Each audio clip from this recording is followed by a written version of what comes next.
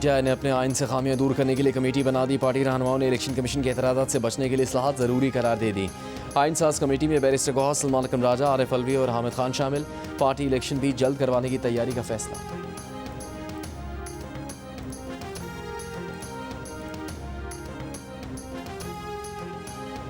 वज़ीर आज़म शहबाज शरीफ का कहना है कि जादू टोने से नहीं, सिर्फ मेहनत से कामयाबी मिलेगी। कौम में यकजहती की फ़ज़ा कायम होने तक मुल्क तरक्की नहीं कर सकता। उलमा कन्वेंशन से खिताब में वज़ीर आज़म ने कहा कि अफवाज पाकिस्तान के खिलाफ जहर आलूद प्रोपेगेंडा किया जाए तो फ़ौज का दिफा करना हुकूमत और उलमा कराम समेत सबकी जिम्मेदारी है।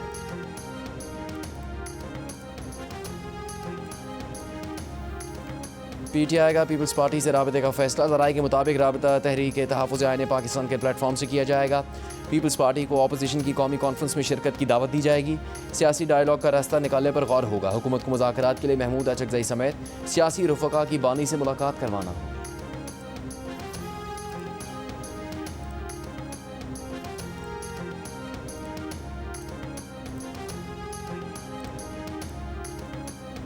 हुकूमत का बानी पीटीआई को अडेला जेल से मुंतकिल करने पर गौर। वफाकी हुकूमत का कहना है कि मामला इस मकाम पर पहुँच चुके हैं जहाँ से वापसी मुमकिन नहीं। पीटीआई मुल्क को आदम इस्तेहकाम का शिकार करने के एजेंडा पर अमल पैरा है। एहतजाज के नाम पर फितना फसाद की कोशिश की जा रही है।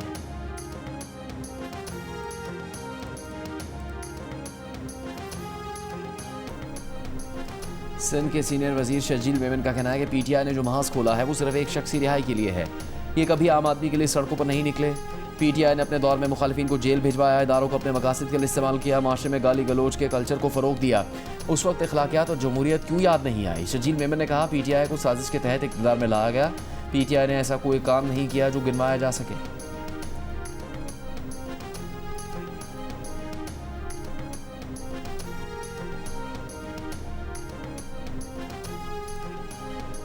वज़ीर मुमलिकत बराए ओवरसीज़ पाकिस्तानी जॉन चौधरी का कहना है कि एक मखसूस जमात पाकिस्तान के खिलाफ मज़मूम प्रोपेगेंडा कर रही है। सोशल मीडिया पर पाकिस्तान मुखालिफ मुनज़्ज़म मुहिम जोई की जा रही है।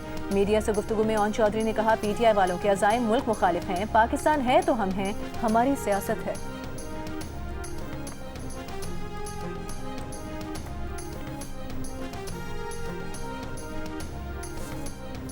सक्खर तालीमी बोर्ड के ज़ेर इंतज़ाम मैट्रिक और इंटरमीडिएट इम्तहानात में क़ुव्वत समाअत और गोयाई से महरूम 21 तलबा ने A1 ग्रेड के साथ हाई अचीवर्स अवार्ड हासिल कर लिए। साबित किया कि वो तालीमी मैदान में किसी से पीछे नहीं।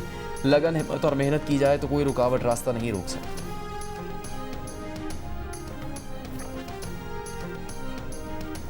सवार मोहम्मद हुसैन शहीद निशान हैदर का 54वां यौम शहादत। गोजर खान में शहीद की कब्र पर दुआया तकरीब। 71 की जंग में सवार मोहम्मद हुसैन शहीद ने शकरगढ़ सेक्टर पर पेशकदमी करते हुए दुश्मन को न सिर्फ भारी नुकसान पहुंचाया बल्कि गांव हरार खुद के नज़दीक उसके टैंकों की मौसर निशानदही भी की। शहीद की निशानदही पर ब्रेकवेल्स राइफल्स ने दुश्मन के 16 टैंक तबाह कर दिए। महाज जंग पर 5 रोज तक बहादुरी से लड़ने वाले सवार मोहम्मद हुसैन 22 साल की उम्र में शहीद हुए। वज़ीर आज़म शहबाज शरीफ, वज़ीर दाखिला मोहसिन नकवी समेत सियासी क़यादत, अफ़वाज पाकिस्तान और कौम का बहादुर सपूत सवार मोहम्मद हुसैन शहीद को खिराज अक़ीदत।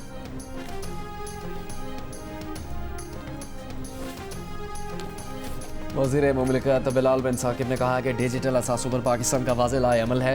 पाकिस्तान नौजवानों को सारिफ नहीं, तख्लीक़कार बनाना चाहता है। पाकिस्तान मुस्तक़बिल का पीछा नहीं कर रहा, नया मुस्तक़बिल बना रहा है। अबू धाबी में आलमी बिटकॉइन कॉन्फ्रेंस में पाकिस्तान की डिजिटल क़यादत करते हुए बिलाल बिन साकिब ने कहा, हर ज़ाया होता मेगावाट पाकिस्तान की डिजिटल बरामद बन सकता है।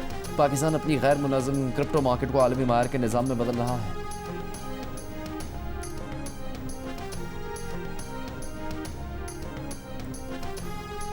पाकिस्तान स्टॉक एक्सचेंज में कारोबार के दौरान मुस्बत रुझान। एक मौके पर 100 इंडेक्स 1,70,000 पॉइंट्स की हद उबूर कर गया। दिन के इख्तिताम पर 100 इंडेक्स 1,69,451 पॉइंट्स की सतह पर बंद हुआ।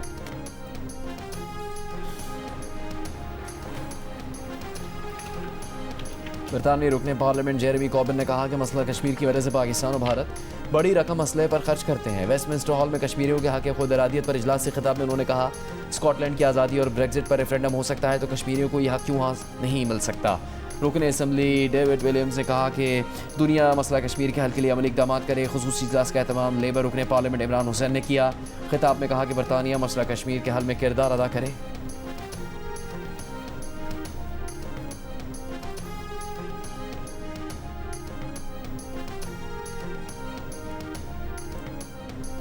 दुनिया भर में आज इंसानी हुकूक का दिन। मकबूजा कश्मीर और गजा में शहरी बुनियादी इंसानी हुकूक से महरूम।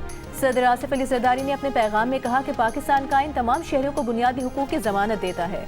वज़ीर आला पंजाब मरीम नवाज ने कहा, इंसानी हुकूक के तहफ़्फ़ुज़ के लिए माशरे में मोहब्बत, एहतराम और रवादारी का फ़रोग़ ज़रूरी है। वज़ीर आला सिंध मुराद अली शाह ने अपने पैगाम में कहा, इंसानी हुकूक का आलमी दिन हमें मुसावात और अदल की अहमियत याद दिलाता है।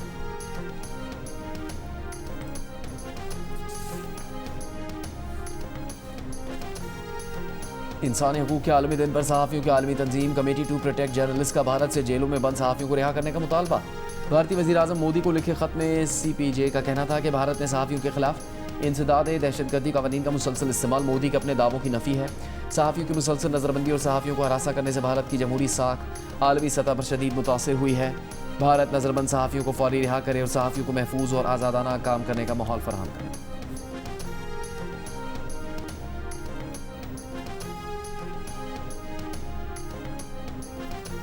समुद्री तूफान बारिन के ज़ेरे असर गजा में शदीद बारिश, पानी खैमों में दाखिल हो गया। सर्द मौसम में खैमों में पनाह गुज़ीन फ़लस्तीनियों की मुश्किलात बढ़ गई। फ़लस्तीनी महकमे मौसमियात ने जुमे तक बारिशें जारी रहने की पेशगोई की है। दूसरी तरफ इसराइली फ़ौज की जंगबंदी की खिलाफ वर्जियाँ जारी। गजा शहर में फायरिंग, एक बच्चे समेत 3 फ़लस्तीनी शहीद हो गए। इसराइल ने उर्दन और मकबूजा मगरबी किनारे के दरमियान सितंबर से बंद क्रॉसिंग खोल दी। उर्दन से इमदादी ट्रक गजा की तरफ रवाना।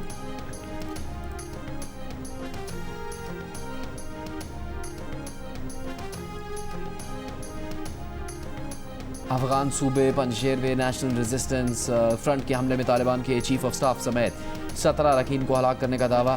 तालिबान मुखालिफ NRF का कहना है कि पंजशेर में तालिबान मकामी शहरियों को हरासा करते थे। 7 दिसंबर को किए गए हमले के जरिए से तालिबान का मरकजी ठिकाना मुकम्मल तौर पर तबाह कर दिया गया।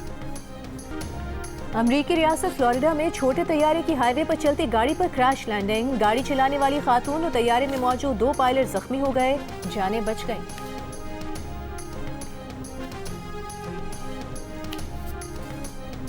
गवर्नर सिंध कामरान टिसोरी से लाहौर कैलेंडर्स के chief executive officer Atif Rana की मुलाकात। गवर्नर सिंध की खेलों के फ़रोग के लिए हर मुमकिन ताउन की यकीन दहानी। कहा, नौजवानों को सेहतमंद सरगर्मियों की जानिब राग़िब करना हुकूमत की अवलीन तरजीह है। आतिफ राना की जानिब से गवर्नर सिंध को लाहौर कैलेंडर्स का सवेनियर पेश किया गया।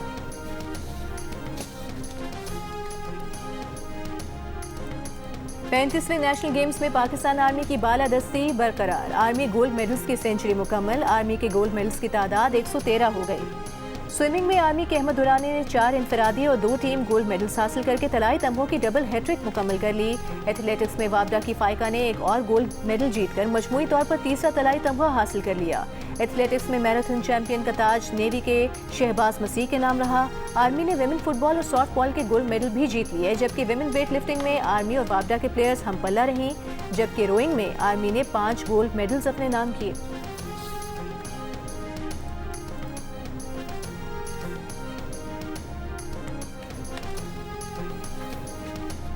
35वें कौमी गेम्स में फुटबॉल के सेमीफाइनल में पाकिस्तान आर्मी ने वापडा को शिकस्त देकर फाइनल के लिए क्वालिफाई कर लिया। फातेह टीम के खिलाड़ियों ने वापडा के बेंच के सामने जश्न मनाया। वापडा के खिलाड़ी मुखालिफ टीम के खिलाड़ियों पर चढ़ दौड़े। रेफरी खुद को बचाने के लिए रूम में गए तो खिलाड़ी रूम में भी घुस गए। मैच कमिश्नर और ऑफिशियल्स ने मामले की रिपोर्ट POA और फुटबॉल फेडरेशन को भिजवा दी। मामले पर दोनों टीमों के खिलाड़ियों के खिलाफ इंजबाती कार्रवाई का इम्कान।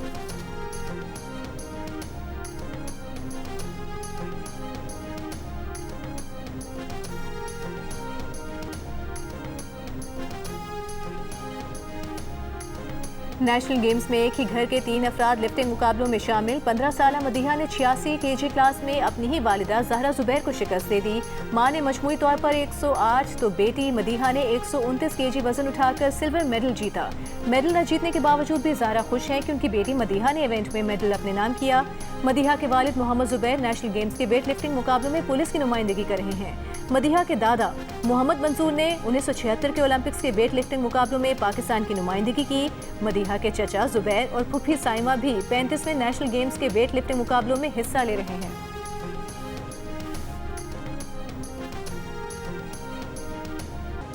पाकिस्तान में महंगाई में इजाफे का इम्कान। IMF ने खबरदार कर दिया। आलमी मालियाती इदारे की रिपोर्ट में कहा गया है कि अगले साल जून में महंगाई बढ़ने की शरह तकरीबन 9% तक पहुंच सकती है।